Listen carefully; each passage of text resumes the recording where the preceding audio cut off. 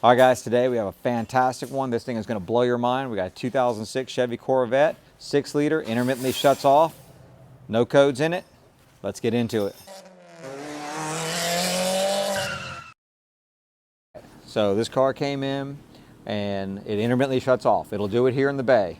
So we've worked through this process. This is such a good one. We wanted to go back and work through it again, showing you all the captures that we did and showing you how to determine what's actually wrong with this vehicle, because this is a vehicle that I promise you parts would get thrown at normally. The client did, super nice guy. He came in and talked to me at length, and actually had a son with him, and his son was looking at the scope patterns and he was real sharp. So that guy might be, that boy might be in the industry in the future. But he did put a push button start switch in it. He said he was on some forums and they said that could be the problem. It was $15 part, and he said, I just wanted, just see if it would do it. He put that in there, no big deal. Didn't fix it. So he brought it into us. We've been into this thing, and we've gone deep into this thing because we wanted to prove out or eliminate everything that we possibly could till we could get to the answer. So what this car does is we're going to start it up, and it will probably do it right now. It's stone cold right now. It tends to do it a lot when it's cold. It'll shut off one time after we start it up after just a few seconds. So I'm hoping to capture that right now just so that you can hear it and see what it's doing. And then we're not going to sit there and put all the probes around all the different places. I've got all the patterns in here, so we'll go through all those in a minute. Right now, let me show you what we've got. So let me just, so come on in. We've got all 8 injectors connected to the scope. So that's the 8 channels that we have. And let me tell you, there is absolutely no way you could 100% diagnose this car and know what's wrong with it without an 8-channel scope.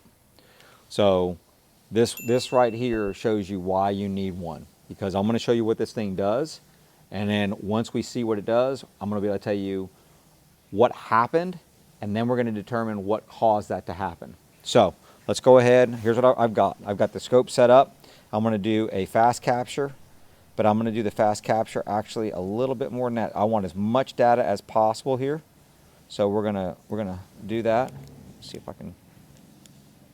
Okay, that's good. All right, let's go ahead and start it up. Go ahead and start it up.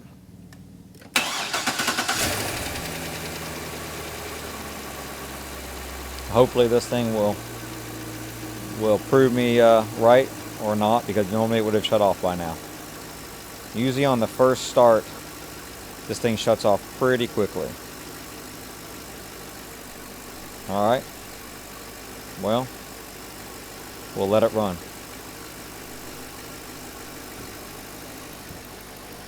We'll just let this thing run until it shuts off at this point. It does do this. Sometimes it'll run for, we've had it run for as long as 15 minutes. Generally it runs for the first startup. It usually runs for less than a minute and then it shuts off. But it generally will shut off with 4 or 5 minutes. So we'll see how long it takes for this thing to mess up. I do have the pattern, so in case it takes too long, we can go ahead and just show you what we've got. It was just going to shut right off. But I really wanted to show you what happens with the fuel injectors when this thing shuts off, because it is so interesting.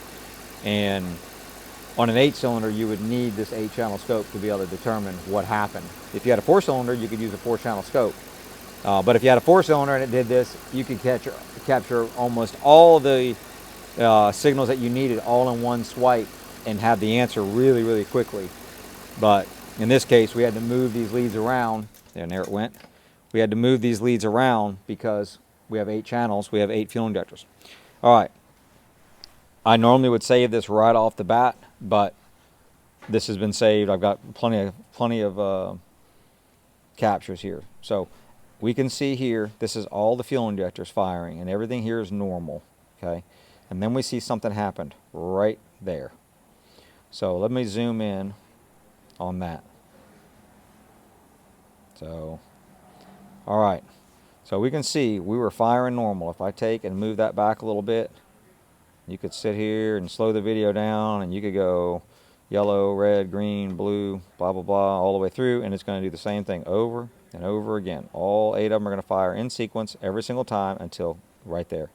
Now, right there, it looks like the yellow injector, which in this case is number 1, just fired for a really long time, and then we had a gap, and then it started to fire other injectors. But that is not what happened.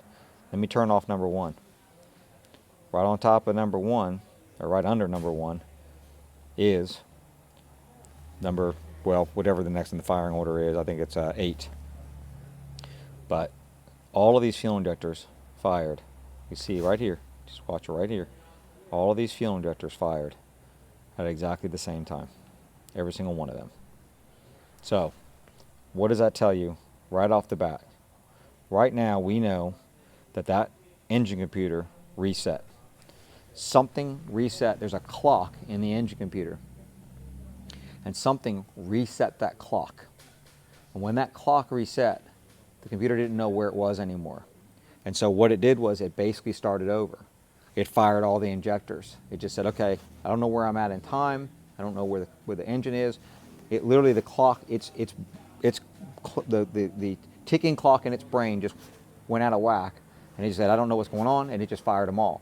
And then it tried to reevaluate and start, and keep it running, but it didn't work. This is what happens every single time. It does exactly the same thing every single time it shuts off. So we know that that engine computer reset. Now, what can cause it to reset? The most common things that can cause that to reset are the crank sensor having a failure, the cam sensor having a failure, an ignition coil having a strike and causing it to backfeed into the module through probably a fuel injector or something. Boom, it'll reset that clock. A power problem, a ground problem going into the engine module. All these things can cause a spike, basically. You're not going to get a spike on an engine on a crank sensor or cam sensor, but basically it just hits that clock and causes it to lose its time. The other thing can be, and we went through on this one, and I'm going to show you, is the alternator, the AC output of the alternator. You know, if the diodes are going bad on the alternator, that can cause this. So what I'm going to show you is I'm going to go ahead and pull up some of our scope captures that we came up with and work you through this. So, all right, let's just get this one. I've got quite a few of them here. So, all right, so this is one of the first ones. We can see it did the same thing. So when I was on this one, I didn't have all of the injectors. I had 2 injectors, and then it messed up right here. So you can see that the green and the blue are right on top of each other right there, but they're not over here. So this is where it messed up, and I went in. This is the crank sensor. Yellow is crank sensor, and then I had the. Okay, this is not one of the first ones, but this is still, I've got the cam sensor on white. Okay, so let's go ahead and turn off some of the other ones to get the confusing stuff out of there, and let's go into the crank sensor. So normally we would look at the crank sensor on this and go, what just happened? Did something happen at the crank sensor? Did we get a drop? Did we get some kind of extra kick here? A lot of times what will happen is we blow this thing way up, we'll get an extra spike. So remember that an engine module, computers work in 1s and 0s. It does not see this whole pattern. What it sees is this voltage cross a threshold. Wherever that threshold is, okay, it's probably not dead in the center. It's probably somewhere down in here, okay, and somewhere right up in here. Once it crosses that threshold, it basically changes 1 to 0, 1 to 0.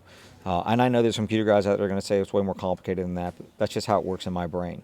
So if we were to get a spike in this crank sensor and it were to come up for any reason, and the computer would just see that as a crossing of that threshold, it would just count that as a tooth, and it would not be a tooth. So it can cause that clock to go, something just happened, everything goes out of time, and it just loses its way, and it could fire these injectors like that.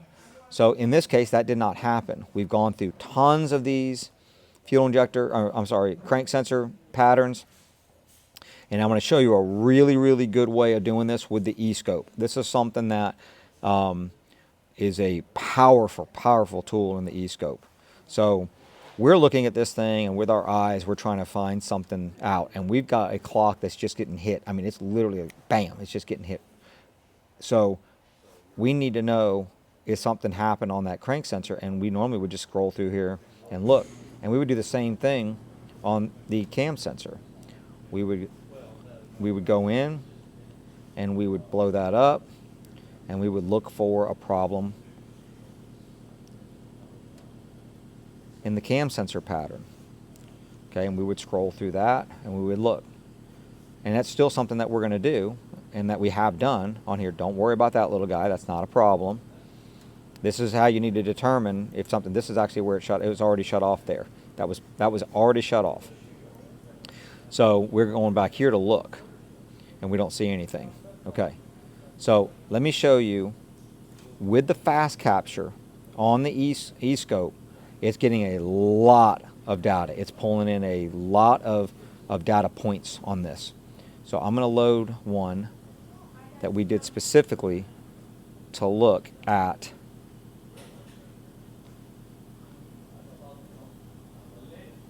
the cam and the crank in a different way. So same thing, it's shut off. Okay, it did the same thing, okay, and the engine shut off. We see all this hash over here, but the engine's already off at that point. So what we can do is go process data. I went down here to process data. I've only got channel, so normally what will happen is it will look like that. I turn them all off, and I go to whatever channel I want to do this to. In this case, I want to do this on our crank sensor. And then I'm going to frequency plot that. And it's going to be way different, okay? And what this is looking for is this is looking for any kind of anomaly that would cause, this is going to pick it up where our eyes can't. This is going to pick up something really crazy weird. You would see something, you'd see it when it does it. So this is not a problem. Believe me, you'll know it when you see it. This is the engine that shut off, and now this crank is slowing down. So all of this is irrelevant at that point. So we would go back through, or we did this on several patterns, looking and looking and looking, letting it redo it. The other thing that we did was, we go in here and we go middle crossing. Well, remember, what is the engine module looking for? It's looking for that crossing at a certain level, right? So we would take that down, and we would do the same exact thing again. Actually, we have to go out of here. We'll do that. That's not going to work right. Let's go load it again, load it again. Every time, whoops. So we're going to reload it. We're going to process it.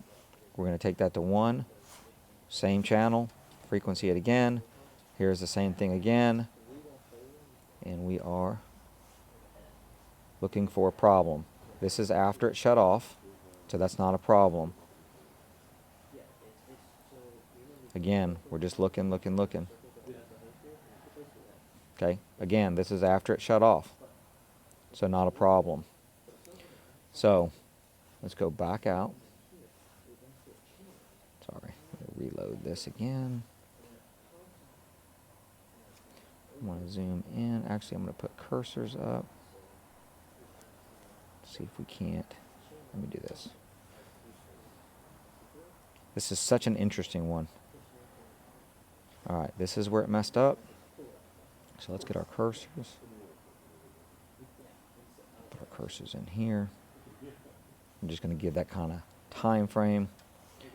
Let's go frequency plot. And we can see that spot, I just wanted to show you that this happened after the car had its problem. So this is not a problem, okay? This is just a effect of the engine shutting off. So again, we're looking here, we don't see anything. Well, why do we keep changing this voltage on this when we process this? What are we doing here? We're looking around different areas, different where the voltage crosses at different points to see if there's some anomaly happening. I don't know of any other scope that can do this. So again, no problems. And we've looked through this, trust us. We've looked through this like crazy. And there's no issues with that crank sensor. I will tell you that without question, if this car came in, there's no codes, intermittent shutting off, this car would get a crank sensor put in it. Somebody would put a crank sensor in this car. And I get it. I mean, it's definitely something that can cause this problem, right? It's the first thing that I went to. But we've proven that that's not causing this problem.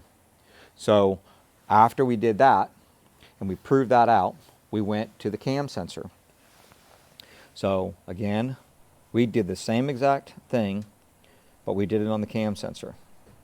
So that's white on this one.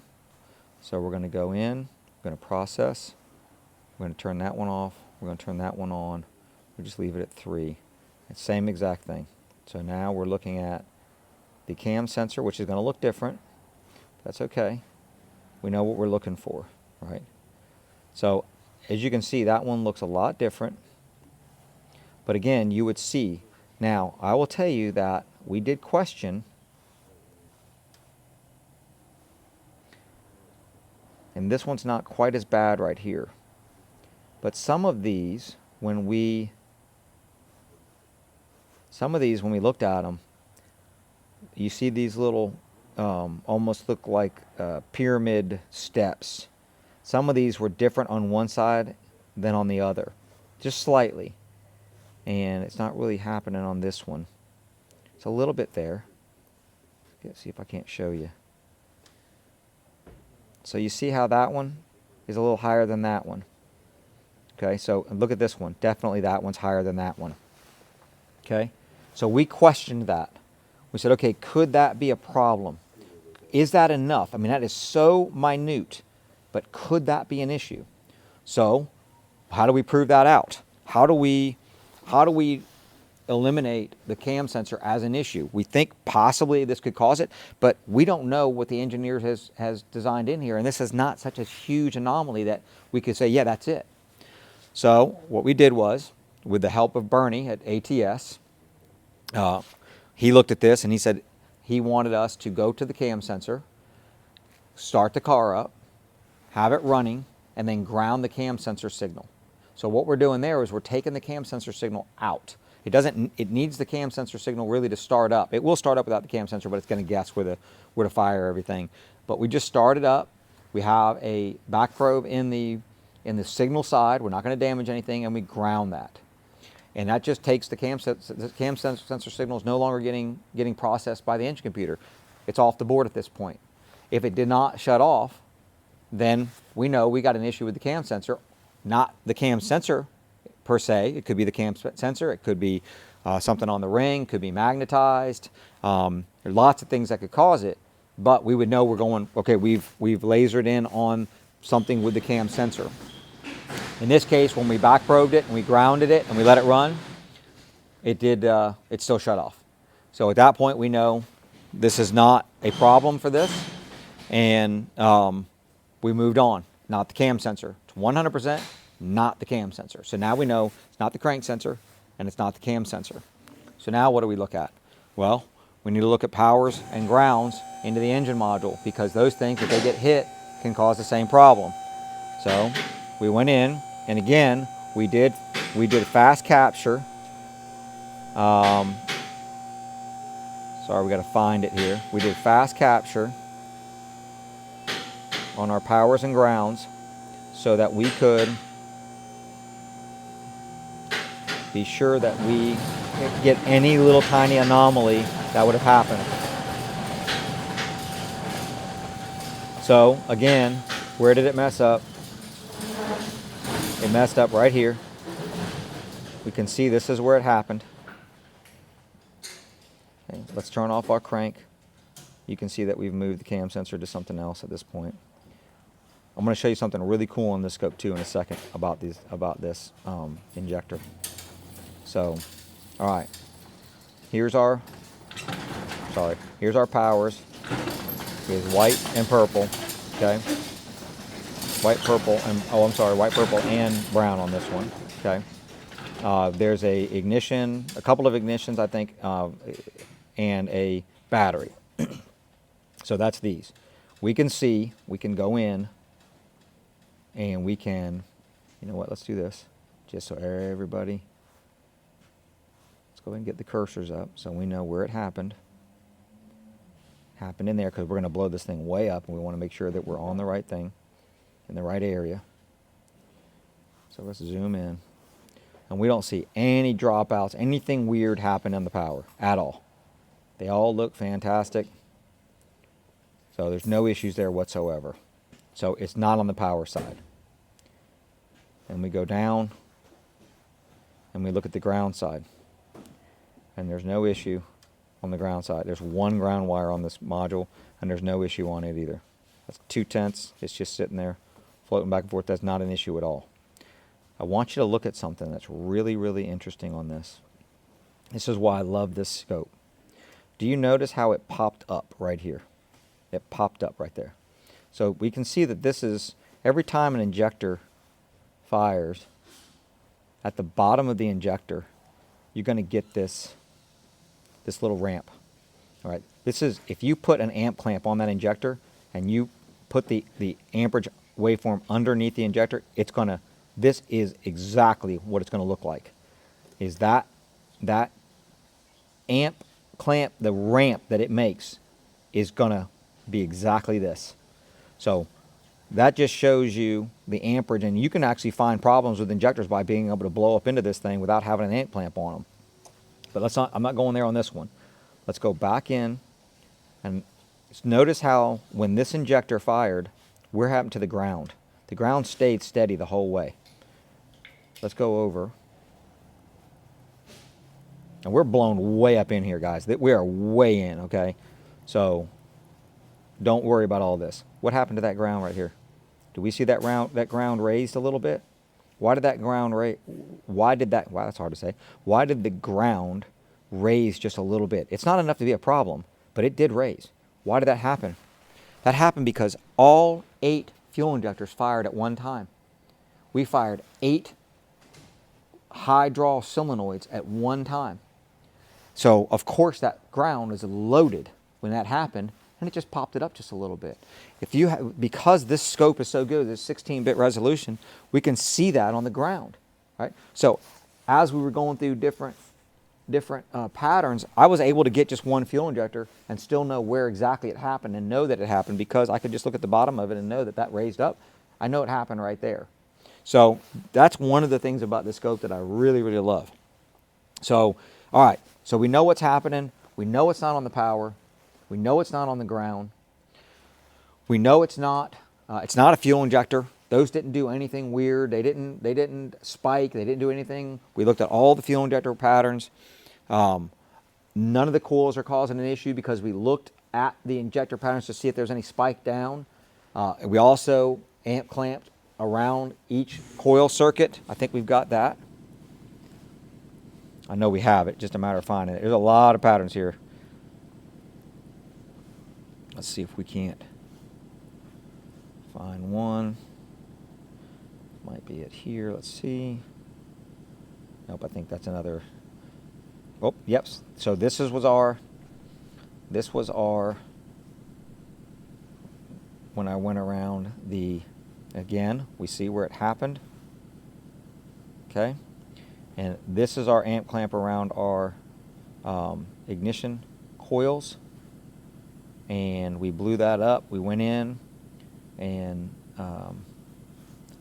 there's no issue with them causing this at all. So that's not the problem either. So it's not the coil. So now we went through coils, injectors, crank sensor, cam sensor, powers to the engine module, ground to the engine module.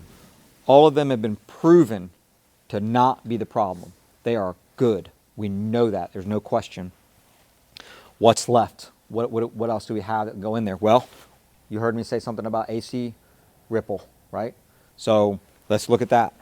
Again, another great thing about this scope. Let me show you. You don't have to AC couple and do weird stuff on this. Let's go ahead and let me find that pattern.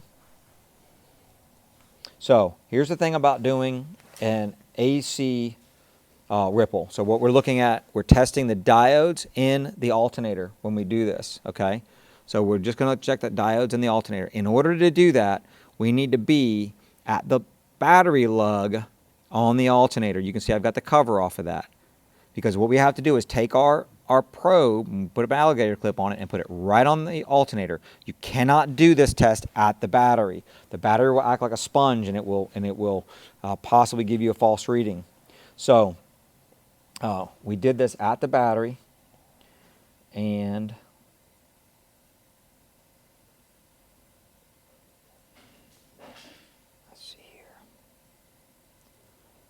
been a while since I did this, so let me just go ahead and zoom in. I think it was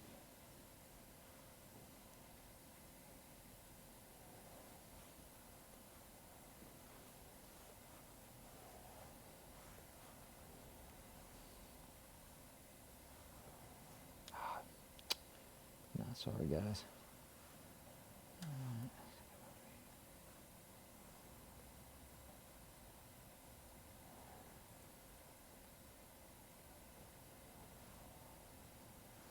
All right, let's try it again. We're going to turn these off.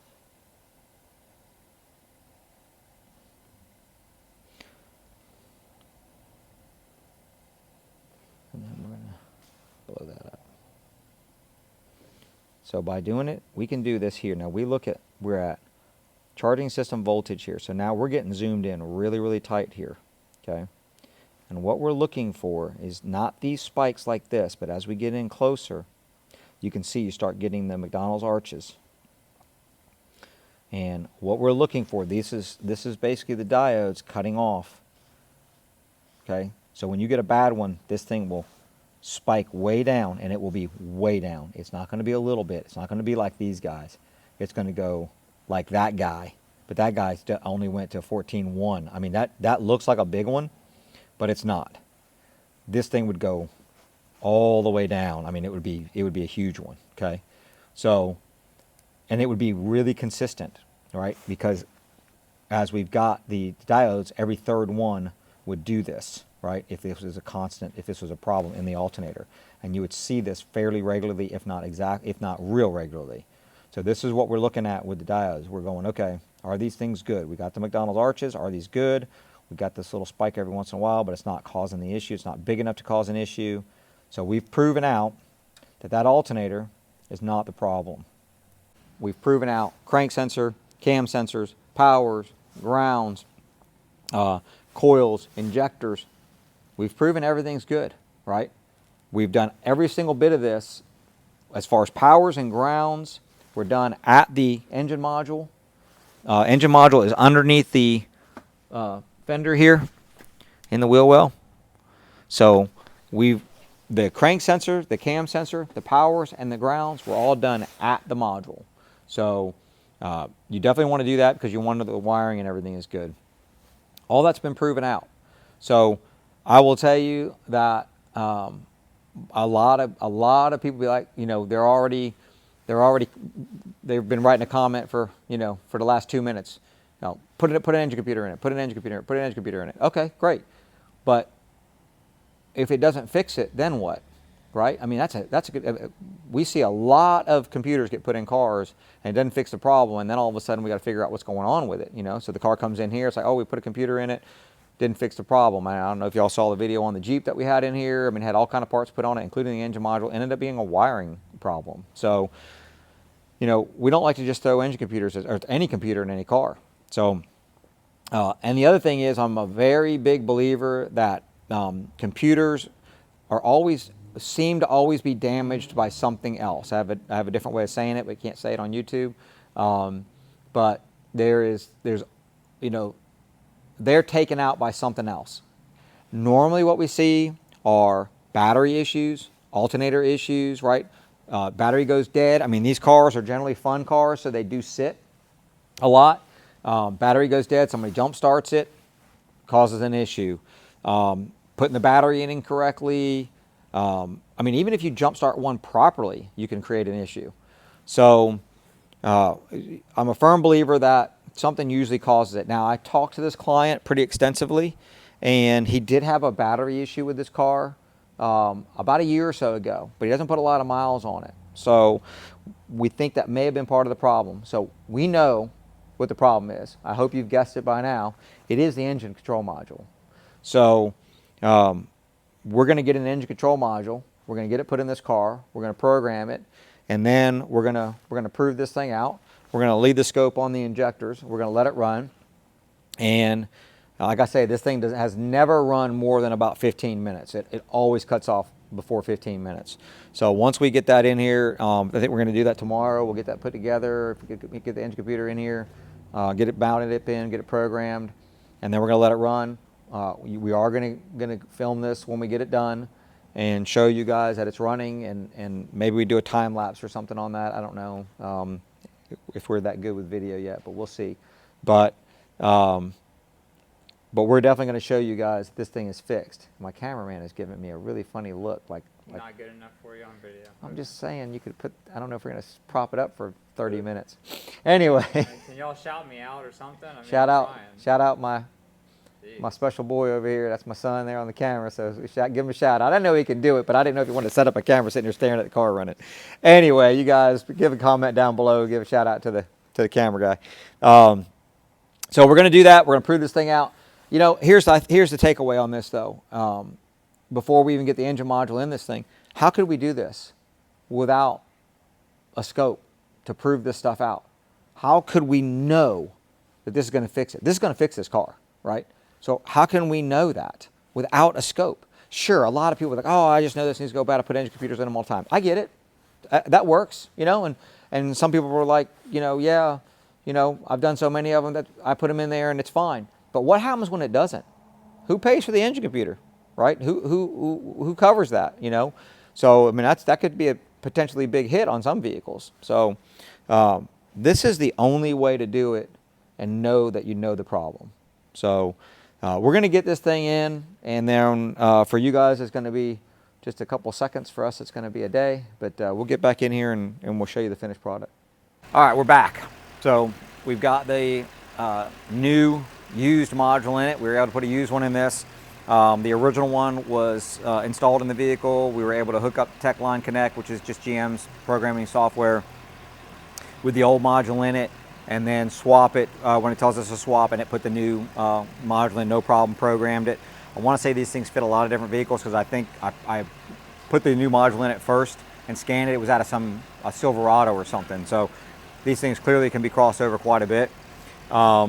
Salvage yard usually know that anyway.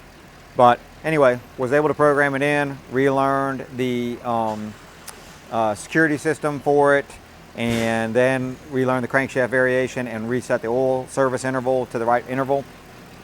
And everything's good. Car's been running now several times this morning. It's run. At one point it ran for well over an hour. The car is 100% fixed. We've got to get the module connectors covered back up now.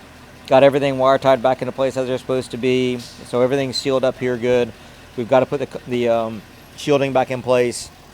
Got to get the scope off of it. I was just kind of doing a capture here. But this car's fixed 100%. So I hope this helped everybody to see when you've got a problem with no codes, we've got a shutting off issue, which direction do we go in? What components should we be looking at? You know, let's think about, you know, what this thing is losing. Get a scope on injectors, get a scope on coils. What did we lose? Because we got to have one of those, or fuel, depending on how it's shutting off. You kind of feel that. And then from there, go down the right path. Look at your data, look at your results, make that the next decision on which is the next part you're going to go to based on these results. Don't go all over the place, and don't go down a rabbit hole, okay? You'll get to the answer. If you just follow the data, you'll get to the answer. You'll get to it fairly quickly, and you'll be 100% sure that when you call an engine module bad or any module bad, you'll know this is going to fix the vehicle. I don't have to worry about it. I can go to the owner, I can go to the shop manager, I can go to foreman, whoever, and go, hey, this thing needs a computer in it. I know I got it, 100%. Nobody's going to be wondering if it's going to fix it or not. So hope this helps. If it did, give us a thumbs up. It really helps when you give us a thumbs up. It gets the video pushed to more people.